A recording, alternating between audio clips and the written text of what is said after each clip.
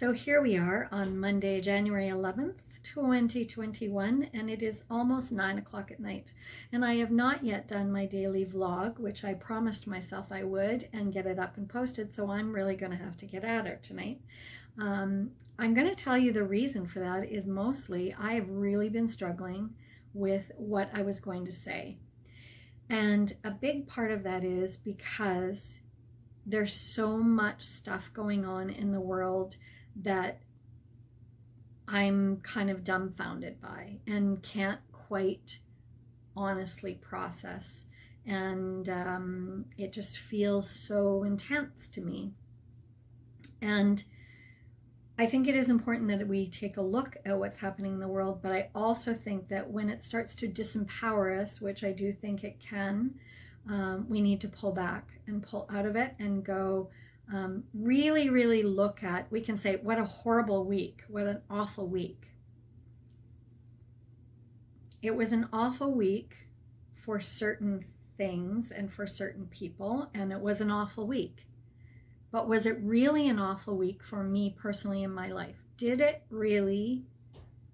it really affecting my world, my little bubble that I live in? Because my bubble is very small, as ours all are. If I didn't see the window of this world through television or through, if I didn't look out that window, would my week really have been awful? Actually, no, it wouldn't have. Because this week I've been focusing on doing some cool things. I'm learning some video techniques. I'm listening to some great inspirational mentors and speakers. I've had some great conversation with people that I really care a lot for.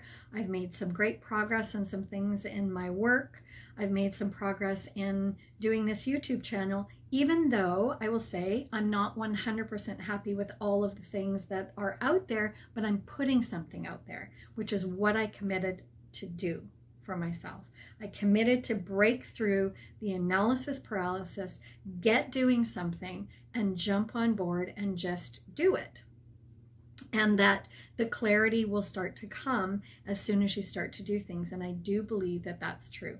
I think we can get to the point where we just want everything to be so bloody perfect. We don't want to do anything, right? We don't want to dare, like, oh my God, I look at the stuff that I've put out and I'm like, there's things I like about it. There's things I definitely don't like about it. The soul setting thing that I did, I put that together and that's great. I wanted to get it out quickly, which sometimes it's like the acoustic guitar project. I'm going to sidebar for a second. Because you only have a week to do it, you have to get it done and you have to record it and put it up. And I'll put a link to what that is if anybody doesn't know what that is. But it's a really cool project because it pushes you through that fear, because it makes you do it within a short period of time. So you can't overthink it, and you can't be going back and fixing that and fixing that and fixing that. So that's kind of what I'm trying to use in this, is to say you just need to get it done and get it out there and put it out. You can redo another version of it down the road if you want to, but you have to just jump in and just do it.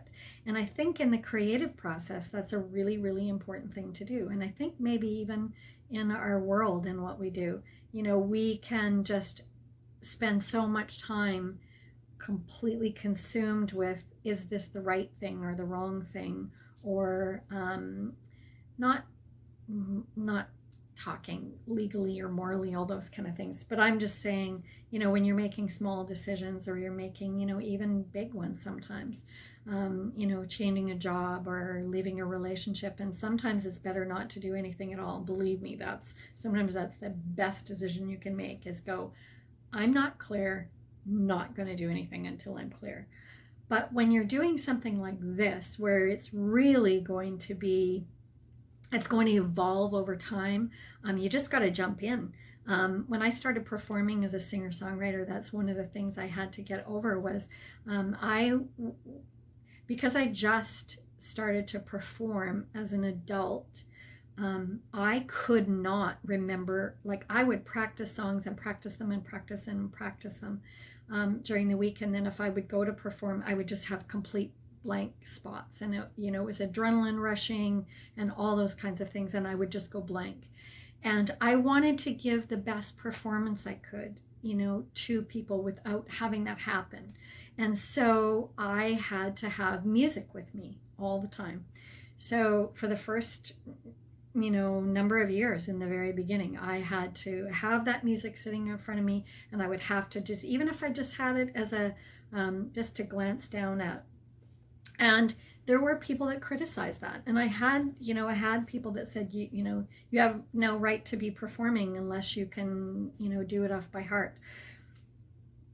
I don't know. I mean, orchestras have music in front of them, and there's people that that don't have a problem with that. There's performers that have that all the time, and maybe it's more complex things or whatever. But there's always going to be somebody that's going to criticize your decision to do something a different way because they believe it should be one particular way. But the reality is that's not true. Me jumping in, was it better for me to be sitting in my basement and being afraid to be out there and never playing and never performing ever again, until I may never have come out of the house, doing that, if that had happened? Instead, I jumped in and said, I'm just going to do the best I can with what I have right now. I'm not the best guitar player. I totally admit that. I play as much as I can play.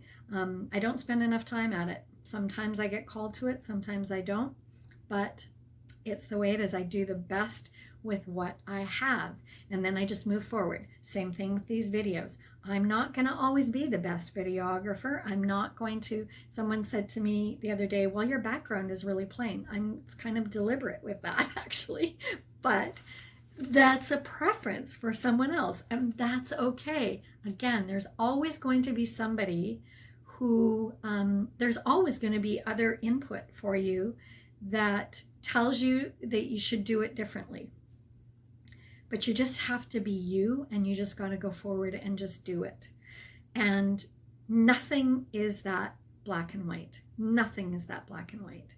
And it was really super interesting because today I went out and I went walking I went for a walk down Mission Creek Park and down the Greenway, just one little strip down here. And it was really, really interesting. It was really weird because as I was walking in it, I realized it was like I was walking in a black and white painting.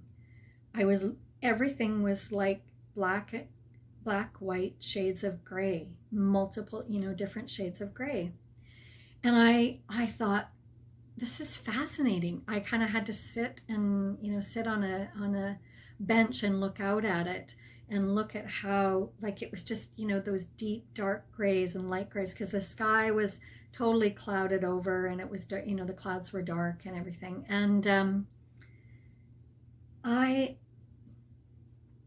think this is really poignant. I think life gives us cues, clues every day as to things. And I think that was really a profound moment, because I'd had a discussion with somebody earlier about things being, there are certain things that are very black and white.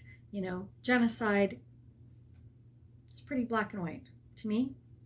Bad thing, awful thing,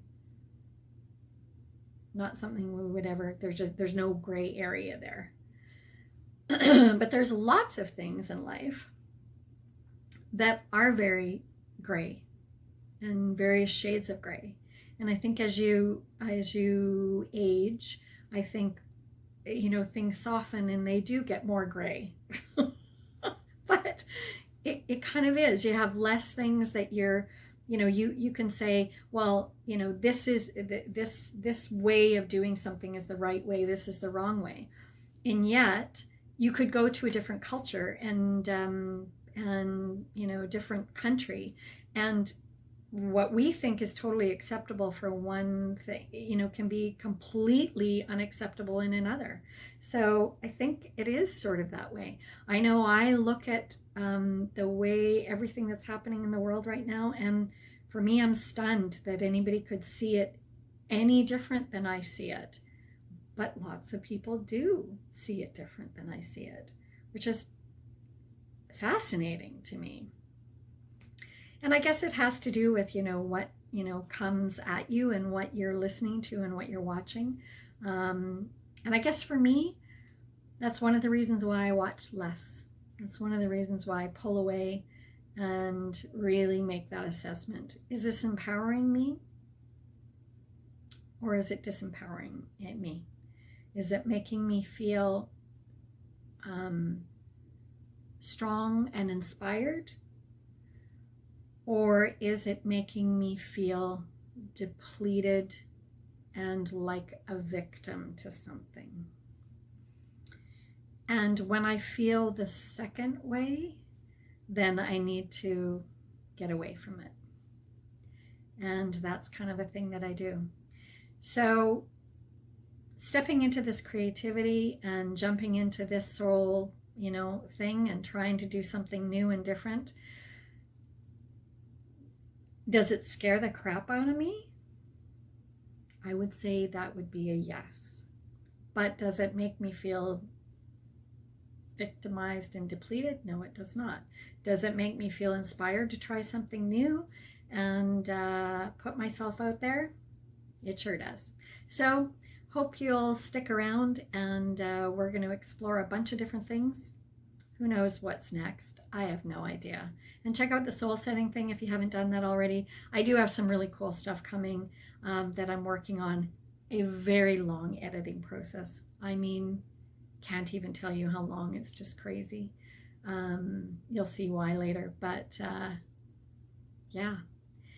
Hope you're having a good week. I hope you can get through all this stuff. And like I say, if you have to, shut the TV off. Go for a walk in the black and white forest.